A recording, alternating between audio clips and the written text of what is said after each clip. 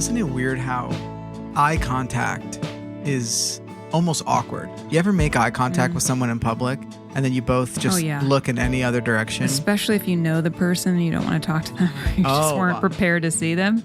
Yeah, that's a whole different thing. Like in our local grocery store at home, that happens all the time. People who are from a small town get that. When you go back to your hometown, you're like, oh, I see that person that I recognize from school or church, and you're like, I'm not ready to talk to you in this moment. Yeah, sometimes you have a complicated history. Yeah. Or you just don't have time and you would love to chat with that person. You just have a million other things happening. Yeah, exactly. You know? Yeah. Yeah. But it just, eye contact is like weirdly intimate and we always kind of avoid it. I've seen like so many people recently, and not that this is new, but so many people like in airports or on planes just wear sunglasses.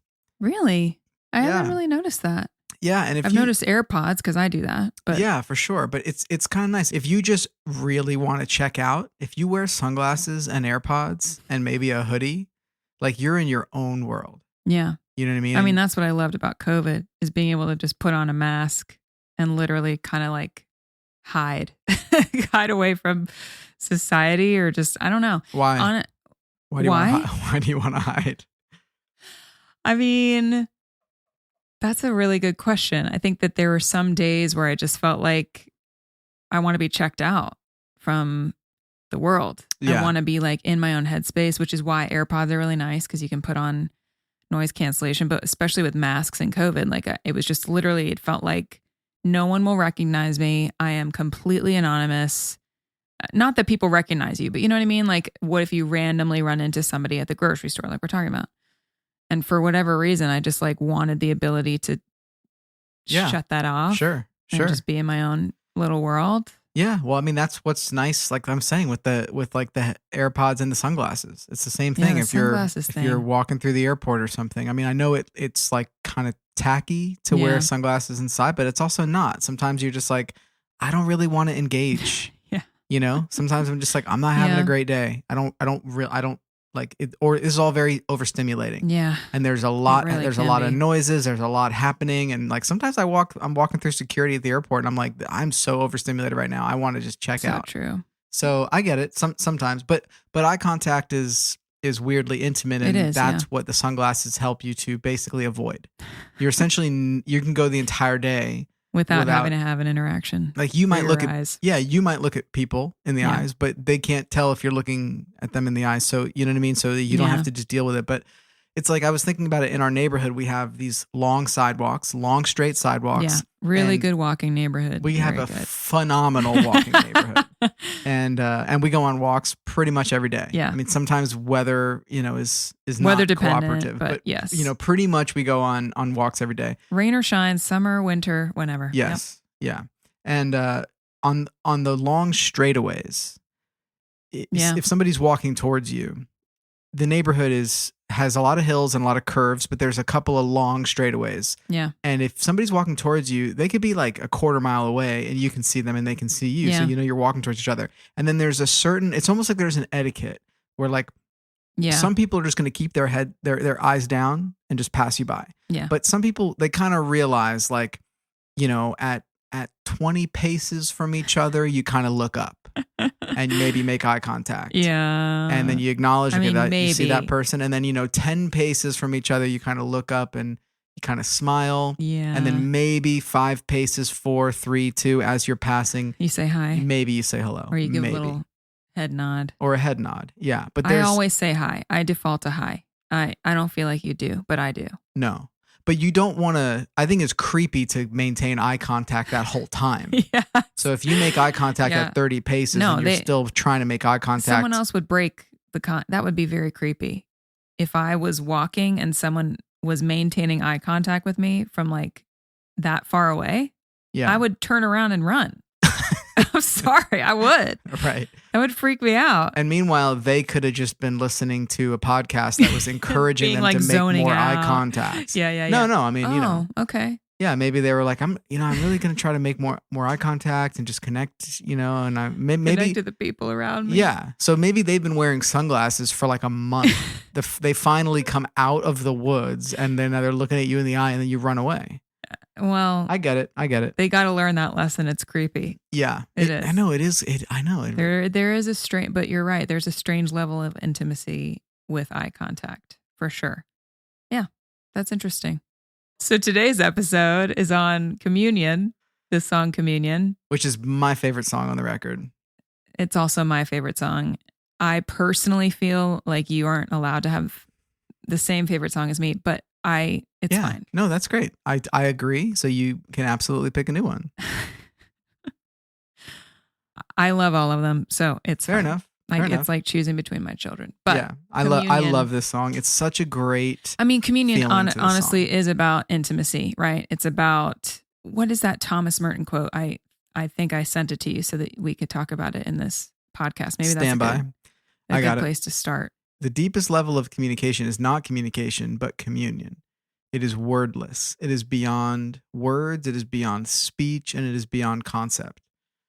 I think that's so powerful and so beautiful, and honestly is a great way to start talking about this song, because that's kind of the cry of this song, truly, is just communion, something that's intangible almost. Like, it's hard to nail down what communion with your creator, with God, the God of the universe, actually is, what that means, what that looks like, how you get that. But that quote kind of embodies it. It's beyond words. It's beyond communication. It's literally abiding with each other and getting to know each other on a level that words don't even need to exist, because you're just understanding each other. Yeah. I mean, they're the same like root word, communion, communication, community, commune. It's all the same kind of root word, but I feel like communion is that like deepest level of it. Yeah. Where there's something unspoken, but it's just an intimacy. There's a oneness. There's a level of connection that's more than just, hey, we talked about it, or like we talk when it's convenient or when we need to. It's more than just a utility. It's not just like we're communicating just because like I need something, you have it, we need to trade or whatever. Yeah. It's like when there's communion is a whole different thing. There's like an understanding. Yeah. There's just a mutual and a desire to just like be with the other person, just to be with them. Yeah. So you wrote this song, which I love. I just said that, but I love this song. You said it was kind of like a cry of desperation from your heart almost. So you were maybe were you saying you were not in the best space when you wrote it? I think I had been. This song came close to the end of the writing for the record process. So I think it was just a year ago that we wrote this song, and it was a really rough season that I was walking through. I hate even calling it a season. Why do we have these like Christianese terms that I just keep pulling from, like I don't know that it was a season. I still feel like I'm not on the other side of that. So I don't know if it was just a season or if it's the new reality that I find myself in of faith, just feeling harder and God feeling more distant. But I was just not walking through a great time. And the old ways of connecting with God weren't working anymore.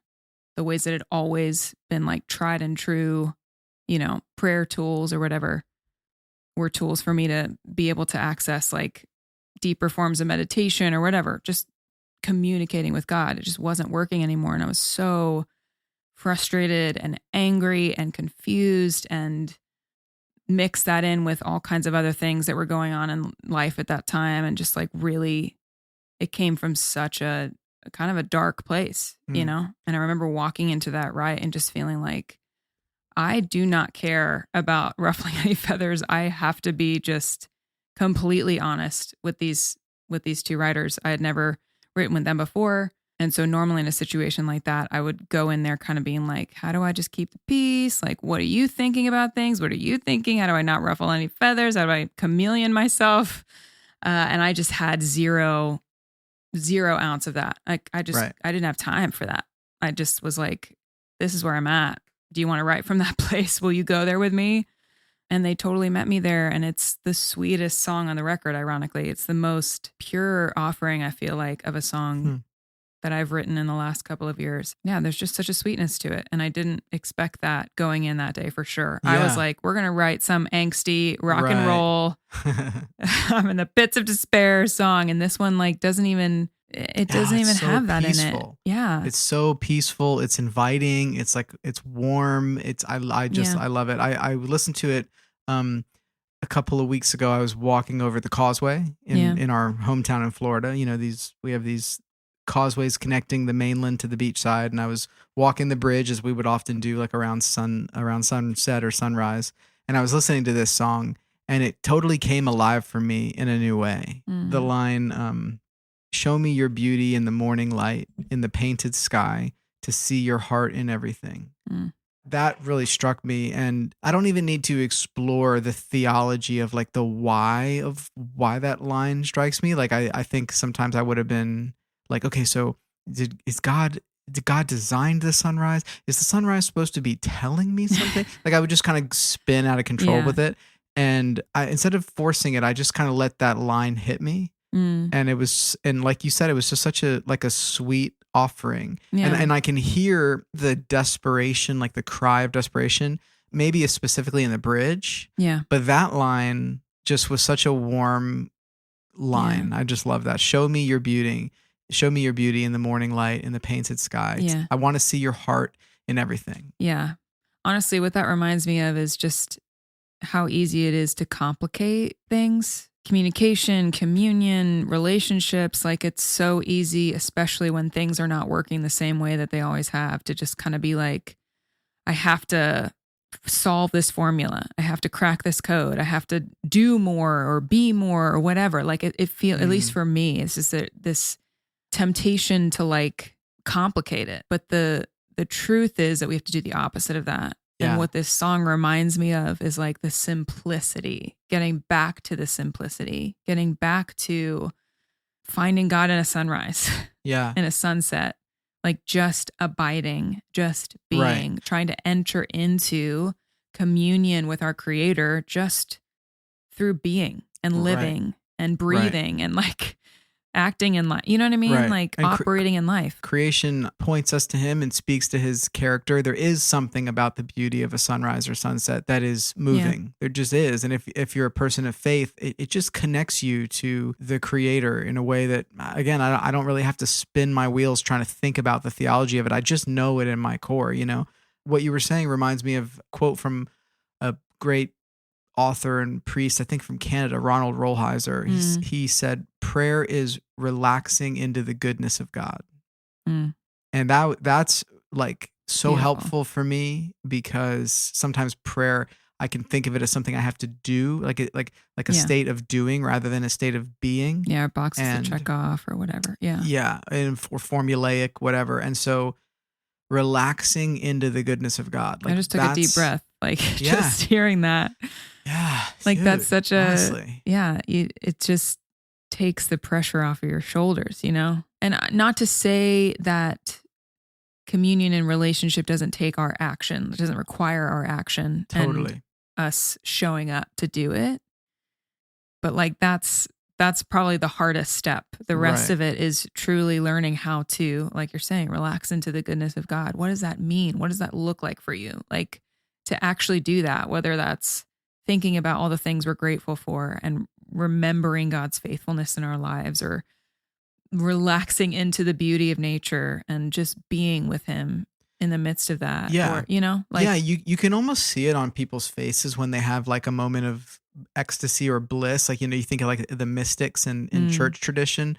Some people have that relaxing into goodness of God in a church like pew. The Nashville Dominican sisters. Right. Oh my gosh. It's all over their face. Dude, for anyone who is in Nashville or comes through Nashville, visiting the Dominican sisters at their mother house is always like a good retreat. It's always good. Always Even a good if you go move. For an hour. Yeah. Yeah. And you can join them in the evenings for prayer, and just, I mean, they're just all so cool. They're always happy to hang and chat and stuff. But you can see it on their face, right? You can see this glow of what it looks like the fruit of resting in the presence of God, of relaxing into His goodness. Yeah. And you can see it in someone's face in a church pew, and sometimes you see it in someone's face at the top of a mountain when they've just hiked and they get to they get to the part where they can have the amazing view and they feel the breeze in their face, and that can also be relaxing into the goodness of God. Like, I think it's more about the disposition of heart, Yeah. and just recognizing that he is in all things and that he's working through all things. And you can find him anywhere. Like he is it omnipresent? Yeah. Is that the word? Yeah.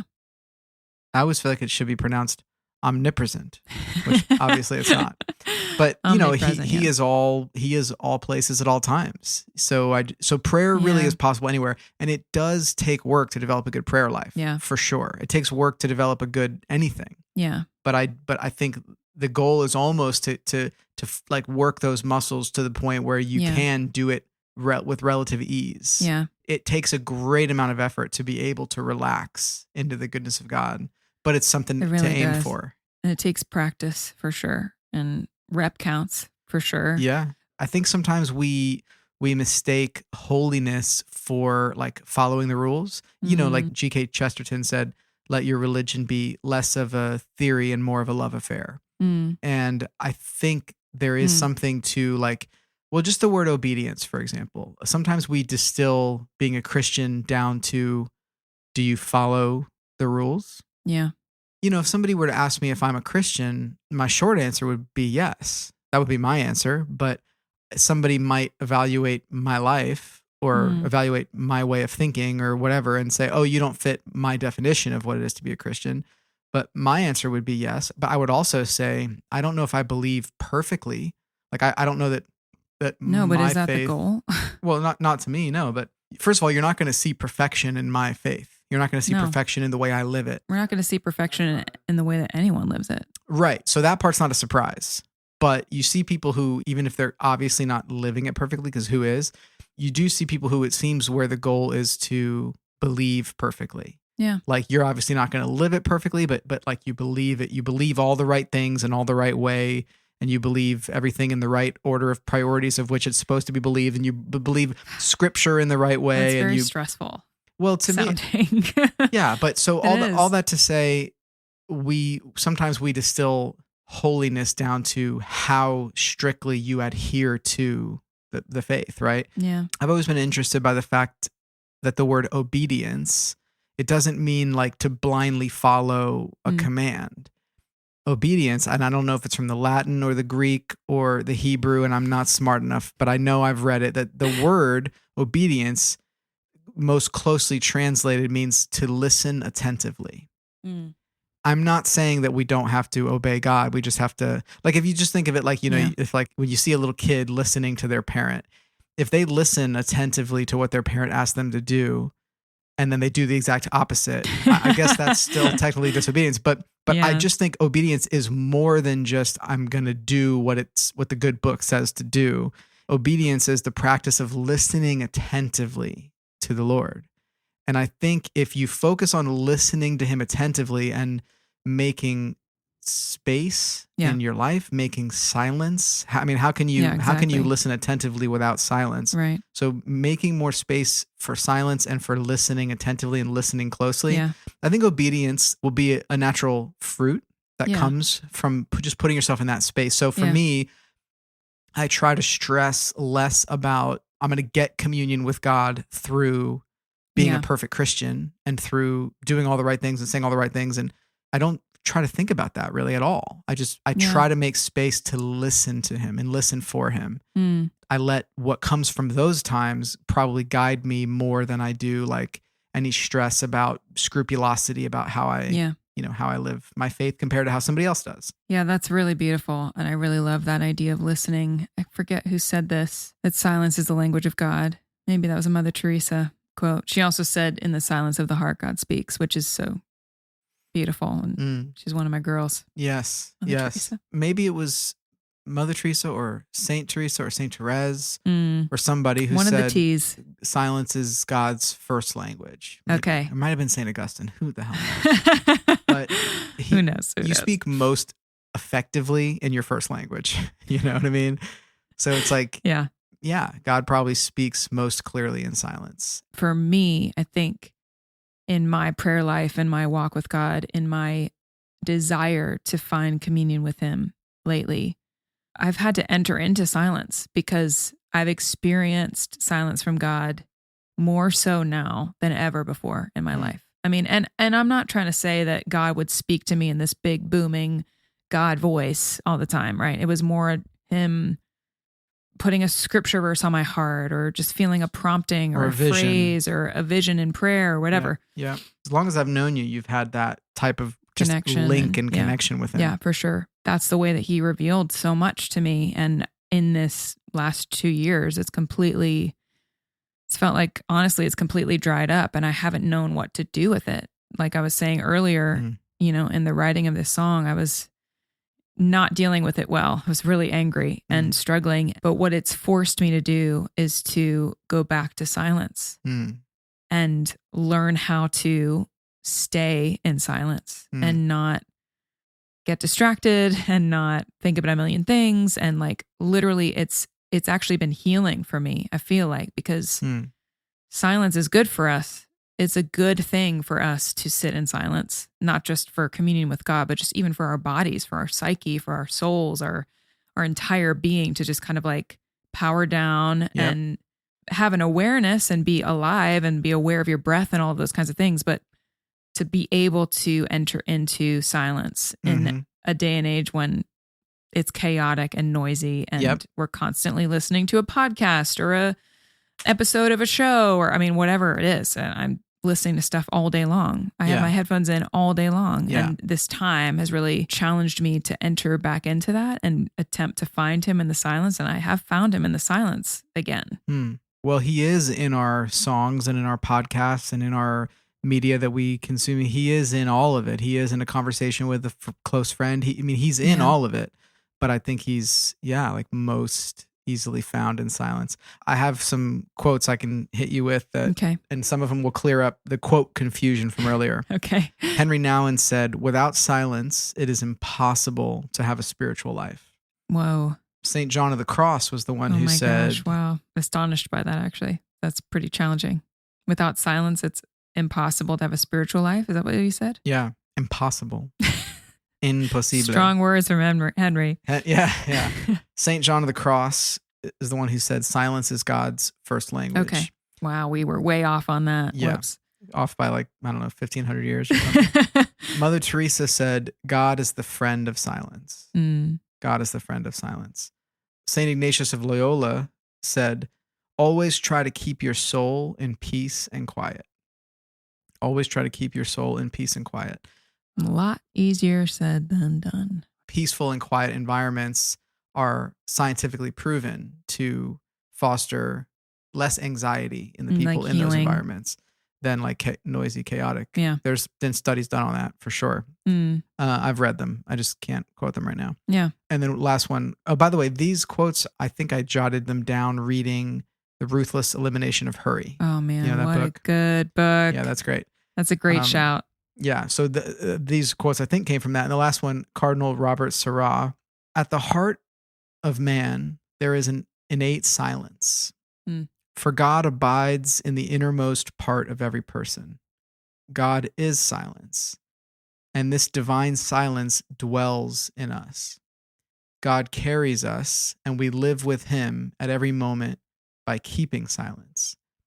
Nothing will make us discover God better than his silence inscribed in the center of our being. Wow. And if we do not cultivate this silence, then how can we find God? I think we're in good company here talking about the importance of silence.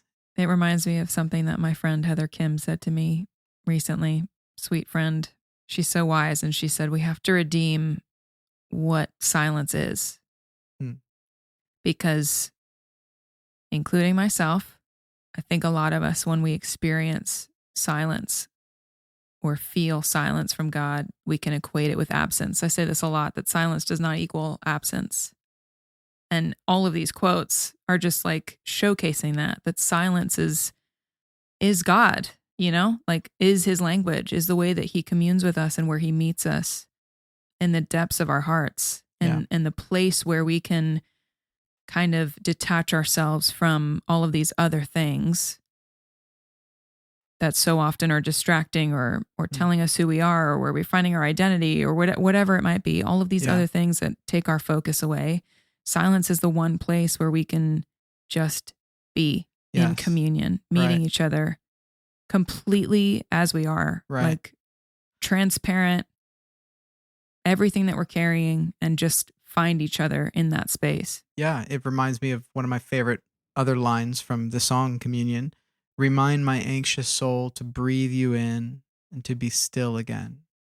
Here in a holy mystery, which this is for sure a holy mystery, talking just about how God is in the innermost silence of our hearts. Like let's not. I'm not going to pretend I fully understand what I'm saying here, but but when I hear that line, remind my anxious soul to breathe you in, to be still again. It just puts me in that place of rest, which I think is really ultimately what I find myself calling out for as I'm singing this song, as I'm listening to this song.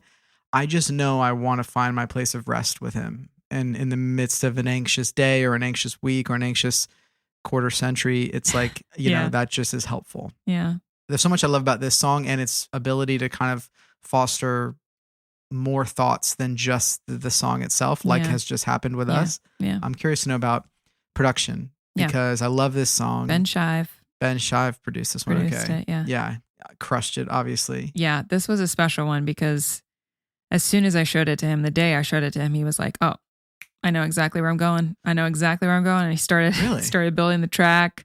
He knew that he wanted to have slides on it. And I had kind of brought in this reference track from Casey Musgrave's record, which, you know, I love, Golden Hour record. Yeah. And so we kind of knew right away we want to take this in a kind of country vibey direction, Casey Musgrave's Golden Hour direction for sure. Yeah.